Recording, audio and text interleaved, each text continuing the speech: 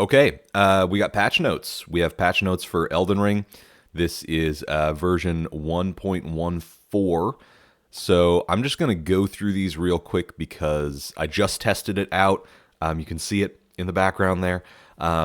Sorry, I just woke up. It's early. It's like not even 7 a.m. where I live. And I just wanted to go through these patch notes real quick and kind of talk about them. I'm going to be streaming later on tonight to do like an actual sort of in-depth test with all these different things. But let's get to it right off the bat. Final boss balance adjustments. Kind of knew that this was going to come, right? That cross-slash move that Radon does is insane. So yeah, they definitely have sort of nerfed the boss battle a little bit. Although maybe it's just bringing it in line with like what they originally wanted for the fight. But yeah, get ready to gatekeep girl bosses. I beat the DLC before patch 1.14. That's going to be the new thing that everyone can say.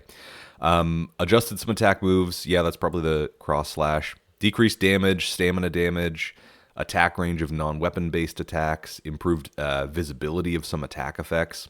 Hopefully that means some of the like pillars of light are not going to be as insane as they were. But who knows? Who knows? I look so crazy right now, but we're keeping the camera on. You know what? We're doing it. Okay. PvP exclusive balance adjustments. This is our bread and butter here. So equipment, decrease the damage of backhand blades against other players. Thank God. The backhand blades were oppressive. And there's some weapons that are oppressive, but they're balanced and they're fun to use.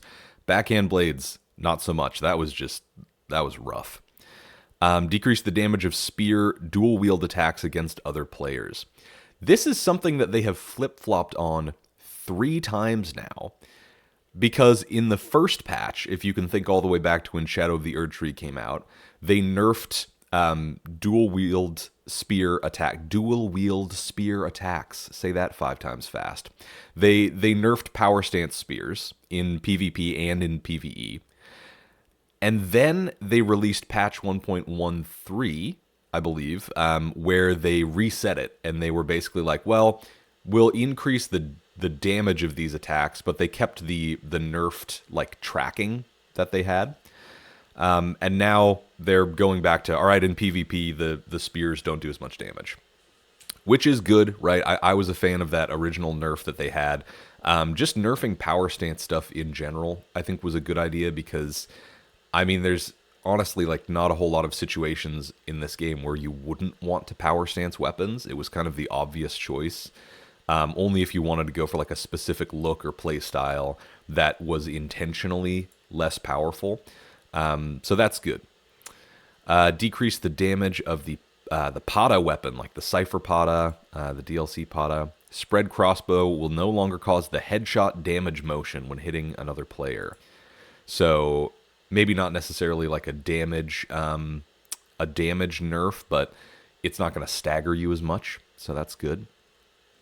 Skill, scattershot throw. Decrease damage against other players. I can't remember exactly which one that is. This one will no longer cause the headshot damage motion when hitting another player. Again, good, right? You don't want those sort of unintentional like headshot staggers. If somebody like gets a headshot, totally, right? Like they've earned that sort of attack animation and that stagger, but you don't want that unintentionally. This one, I'm a big fan of. Discus Hurl. Decrease the damage animation value generated by this skill when hitting another player. This move is so busted. It is a throwable weapon, a ranged attack with huge stagger and tracking that costs 0 FP and basically no stamina to use, right? Very little stamina. And so it was like you could just crush somebody with this thing. It was nasty. So good nerf there. Weed Cutter, decreasing poise value of follow-up attacks, which is probably good, I guess. But I don't know. I kind of liked that there was a weapon in the game that was like, here's just some infinite hyper armor for you, basically. It's easy to avoid. You know, there's that huge kind of stomp at the beginning. That's a huge telegraph. Like, if you know what you're doing, you're not going to get hit by Weed Cutter if you're being careful. So maybe not really a necessary nerf, in my opinion. Okay, so that's it for the PvP specific ones. General balance adjustments. Equipment. This is the interesting one that I just tested out, actually, behind me. I have a build that's using just like the Uchi Katana. Increase the attack speed of the uncharged version of the first heavy attack for the following weapon types. So the first R2, an uncharged R2, is faster. 4, dagger, throwing blade, straight sword, great sword, colossal sword, heavy thrusting sword, curved sword, twin blade, katana, great katana, axe, flail, great spear, halberd, reaper, whip, hand-to-hand arts, and beast claw. That is wild. That is an insane amount of weapons to buff. I just tested it on the katana, and it is very noticeable. Like, they're not talking about a little attack speed adjustment for that first R2.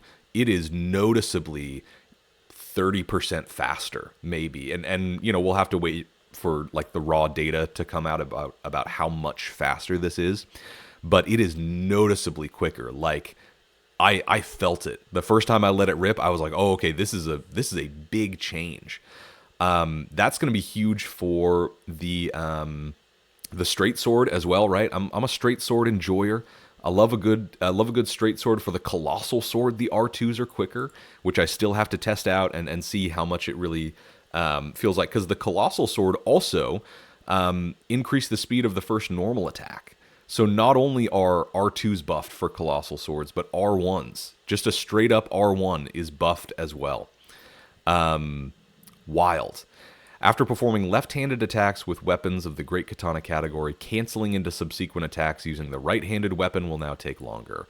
I don't really know what that's about, but I have seen some people running weird, like, offhand builds where you have a Great Katana in the left hand and, like, an axe or something in the right hand.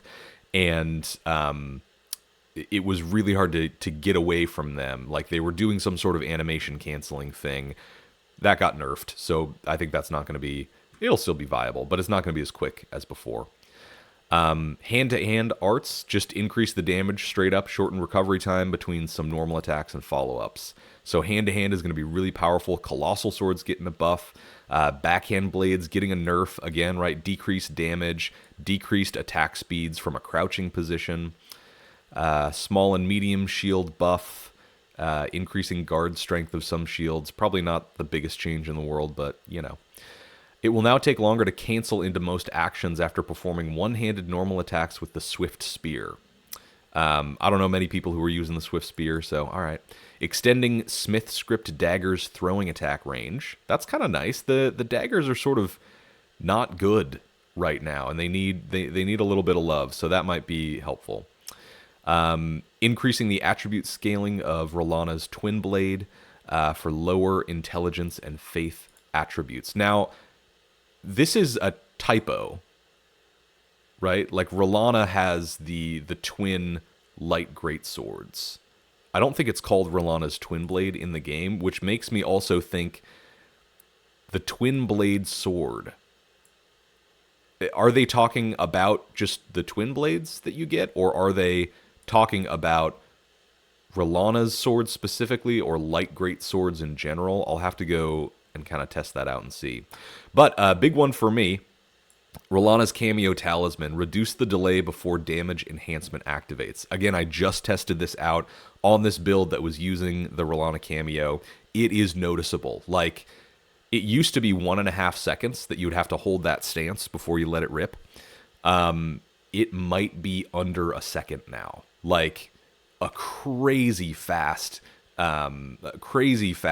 change to how long you have to hold this. Like, maybe they just put it down to 1 second, but still, that's, you know, they're reducing the amount of time that you need to hold that stance by a significant amount, and you can really feel it. So I would encourage you to go test that out if you have that on a build of yours, because it feels really nice now. Like, it's really, really fun. So then for weapon arts, for light and darkness, for the Sword of Light and the Sword of Darkness, just increased attack speed for those, which is nice. Dynastic sickle play, reducing stamina consumption, increased poise damage, movement distance, adjusting animation recovery time. So just a straight up buff to a really cool Ash of War and a really cool weapon. Shield Strike gets a nerf. Moon and Fire Stance gets a buff, which I'm not sure if it needed a buff. It is quite powerful on its own, but you know what? Why not? It's fun. Devonia's Vortex getting a buff, which is cool. Some of those Crucible spells and Crucible weapons didn't get a whole lot of love in previous patches. Rollana's Twin Moons is getting a kind of a buff, kind of a nerf, just a balance adjustment, increasing attack range, reducing knockback distance. That's probably good, right? Make it a little bit more usable, but a little bit less oppressive. Aspects of the Crucibles getting buffs, which is really cool, right? These might actually be fun to check out now on like a Faith build. Furious Blade of Ansbach is getting a buff as well. So canceling into rolls is quicker, increase poise damage, increase knockback. That is awesome, right? This is such a cool incantation that I feel like people were kind of sleeping on, but it's awesome, right? And Midra's Flame of Frenzy, again, getting a much needed buff, decreasing frenzy status buildup when using the skill and increasing it against enemies. Absolutely needed, right? Absolutely, totally needed. It was crazy that this did almost no frenzy damage to people who you were attacking, and it built it up so quick in you. So again, this will be another one that maybe we got to check out. I think I have that on some build, so it might be fun to check that out as well. All right, well, those are the patch notes. The rest of the bug fixes don't really concern me that much, but you can definitely go check it out yourself if you want to. But yeah, a good patch, a cool patch all around that I'm pretty excited about.